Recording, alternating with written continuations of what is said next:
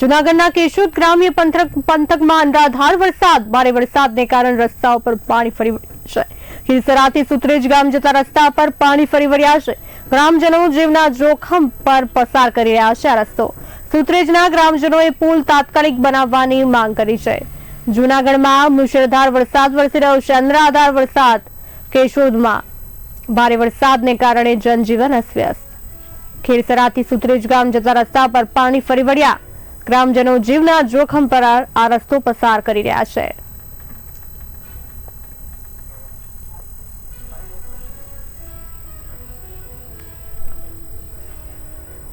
અઠ્ઠાવીસ 9/2025 ના રોજ રાતના અનરાધાર વરસાદને કારણે એકદમ જોરદાર વરસાદ પડ્યો।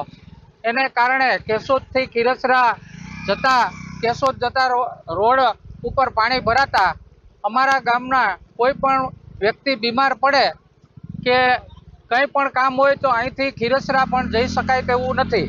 અને આ રોડ આજથી 2 વર્ષ પહેલા 65 લાખ રૂપિયા મંજૂર થયેલ છે, પણ આજ સુધી કોઈ પણ કામ કરેલ નથી।